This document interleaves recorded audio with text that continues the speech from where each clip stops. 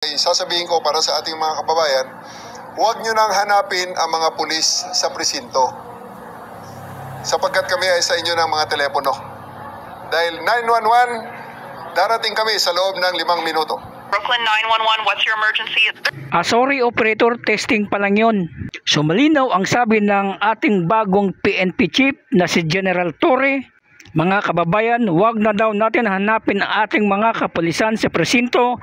Nasa telepono na sila. I-dial lang daw ang 911. Sa loob lang daw ng 5 minuto, nandyan agad sila. At kaya daw nila matrack ang location mo sakaling hindi mo alam ang address kung sakaling ikaw ay naligaw. Aba, good job ito, General Torre, kung masusunod ito or matutupad ito. Former President Duterte signed an Executive Order number 56 institutionalizing the emergency 911 hotline as the nationwide emergency answering point. Dati kasi ay 117, papalitan na yung replacing Patrol 117. Brooklyn 911, what's your emergency? Where are you right now, sir? Utos ko sa aking mga tauhan ngayon is that pag may taong pumunta sa police station, whatever are their concerns, hindi sila dapat ipasa sa ibang unit nang hindi natin sinasamahan. Like for example, nakakita natin DSWD concern. Apo. Okay? Hindi pwedeng sabihin ng aking mga pulis na, ay, DSWD po yan, pumunta po kayo doon. Hindi. Ang dapat na sagot ay DSWD concern po yan. Sakay po kayo sa patrol car, ihatid namin kayo sa DSWD. Yun. And i-endorse ng tama sa DSWD. Pag meron hong lumabag dyan, iparating niyo po sa 911. Magdadagdag ako sa menu para sa reklamo lang nila. Or i-text niyo sa 2920. Gumagana pa yan.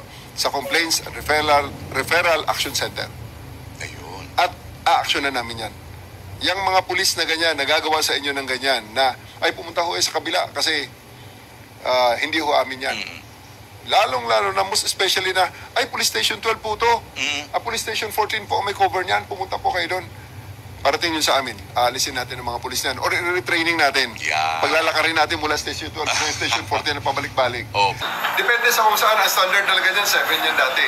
Pero medyo, nakita ko talaga na ang kapability namin dati sa Quezon City Police District, supportado tayo ni Mayor Joey Belmonte. Kaya talagang, hindi po pwede 7 minutes. 3 minutes kami dyan. Now, we're going to middle ground muna. 5 minutes sa buong Metro Manila. At I've already requested some of the mayors, and I'm going to actually request Mayor Zamora as the chairman of the ARPOC NCR to support us on this project. Ang 911 is already available. Diyan dadaan ang mga report ng ating mga kababayan. At yan ang magdi-dispatch ng ating mga responding unit sa baba. So, I would like to assure our mga kababayan na lahat ng inyong mga hinaing na iparating sa police using 911 will be attended to.